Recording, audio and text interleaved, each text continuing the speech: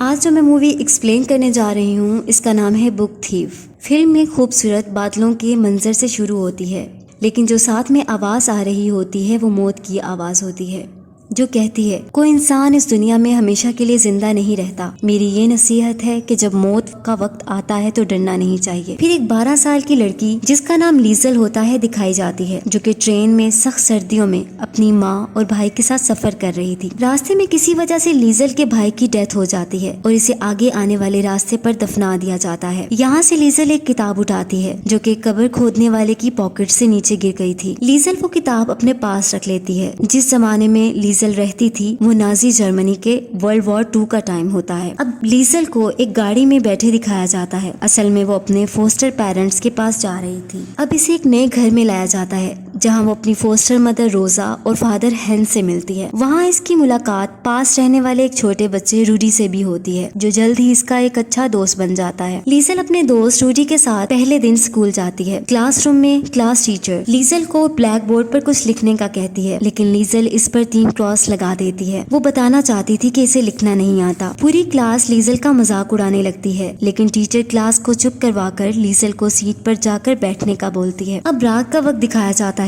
जब लीजल का father hence लीजल को गुड नाइट कहकर जा रहा होता है, तो वो देखता है कि लीजल के पास एक किताब है। हैंस इस किताब के बारे में जानने की कोशिश करता है, लेकिन लीजल कुछ नहीं बता सकती क्योंकि इसे पढ़ना नहीं आता था। हैंस डिसाइड करता है कि वो इसे पढ़ना सिखाएगा। अगले दिन लीजल को बहुत सारे बच्चों के साथ यूनिफॉर्म में दिखाया जाता है। वो सब बच्चे एंथम पढ़ रहे थे जिसमें जर्मन्स का जिक्र था। एक्चुअली लीजल हिटलर यूथ मूवमेंट का मेंबर बन चुकी थी। फिर दिखाया जाता है कि शहर के हालात ठीक नहीं, वहाँ के लोगों पर जुल्म होता दिखता है। किताब के पेजेस हर जगह बिखरे हुए थे। फिर कोई दरवाजा खटखटाता है एक जगह पर और एक नया किरदार मैक्स सामने आता है। असल में वो यहूदी होता है। वो सिपाहियों से बचकर भाग रहा था। नेक्स्ट डे हैंस को घर से कोई लेने आता है। हैंस लीजल को जल्दी आने का कहता है और इसे भी साथ ले जाता है परेड पर। रात का वक्त होता है। एक जगह पर बहुत से लोग जमा दिखते हैं और एक बड़ा ऑफिसर वहाँ सबसे ऊंची आवाज में स्पीच कर रहा होता है। वो सबको नसीहत करता है कि हमारा मकसद खुद को इखलाकी और ज़हनी तौर पर पाक करना है। एजुकेशन, थिएटर और लिटरेचर ये सब हमारे लीडर्स हैं जो कि हमारी कौम को एक मुख्तलिफ कौम बना सकते हैं। हमारा आज इकट्ठा होने का मकसद यही है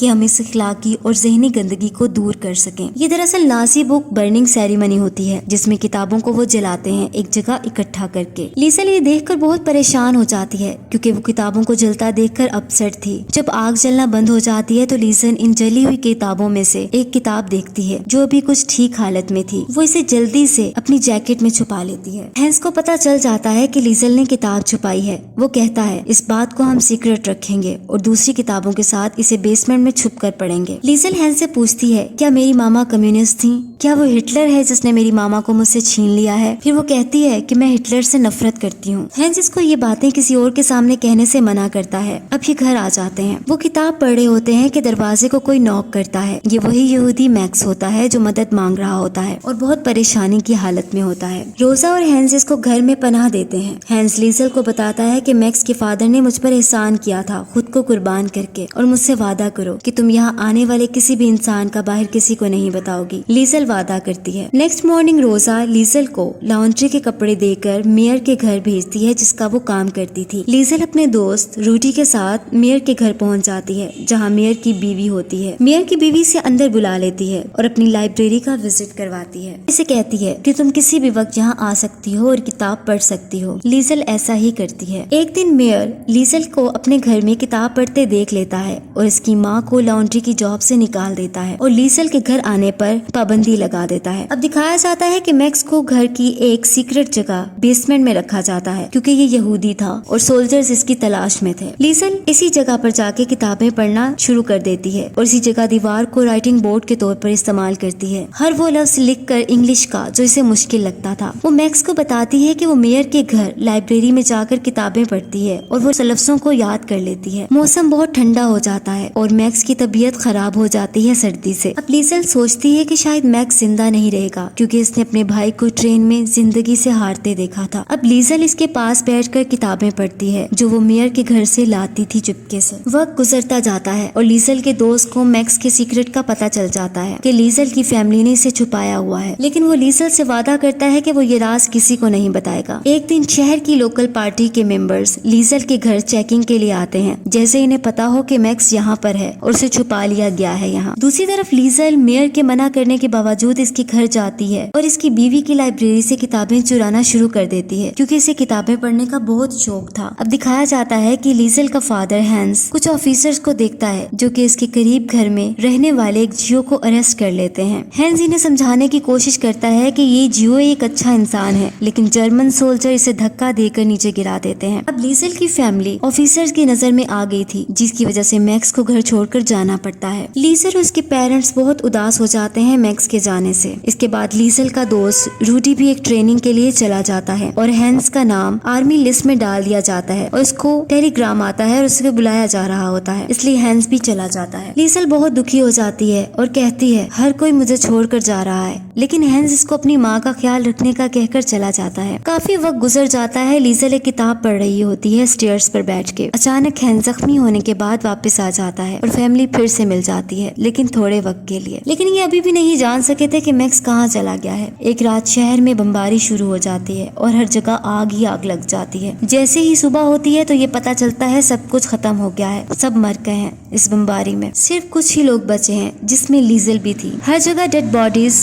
डेड बॉडीज और जली हुई बिल्डिंग्स नजर आ रही होती हैं। लीजल जमीन पर पड़े अपने वालिदैन की डेड बॉडीज को देखती है और जोर जोर से रोने लगती है और इन्हें गले लगा लेती है। सोल्जर जख्मी लीजल को स्ट्रेचर के पास लाते हैं। लीजल को एक किताब मिलती है जमीन पर गिरी ब्रिक्स के नीचे। लीजल इस किताब को उठा लेती है। अचानक मेयर की बीवी की गाड़ी वहाँ रुकती है और लीजल भागकर इसके गले लग जाती है जैसे ही वो गाड़ी से बाहर आती है। फिर 2 साल के बाद का टाइम दिखाया जाता है, जब जर्मनी पर बाहर की फोर्सेस ने कब्जा कर लिया था। लीजल को दिखाया जाता है जो कि रूडी के फादर की टेलर शॉप पर काम कर रही थी। अचानक से मैक्स उसकी दुकान में आता है और लीजल जल्दी से खुश होकर इसकी तरफ भागती है और उसके गले लग जाती है। अब मूवी का आखिरी सीन दिखाया जाता है, जिसमें बादलों का वही व्यू दिखाया जाता है जो कि मूवी की स्टार्टिंग में दिखाया गया था। डेथ नरेटर की दोबारा आवाज आती है जो लीजल की मौत के बारे में बताती है कि लीजल 90 इयर्स की उम्र में मर गई और अपने हस्बैंड, चिल्ड्रन और ग्रैंड चिल्ड्रन को छोड़कर। फिर एक घर दिखाया जाता है अंदर से, जिसमें बहुत सारी पिक्चर्स पड़ी होती हैं लीजल की फैमिली की। डेथ नरेटर ये नहीं बताती कि लीजल की शादी किससे हुई, लेकिन ये बताया जाता है कि वो बहुत मशहूर राइटर बन चुकी थी। इसी के साथ ये मूवी एंड हो जाती है। अगर आपको मूवी पसंद आई हो तो लाइक और सब्सक्राइब जरूर करें। Thanks for watching.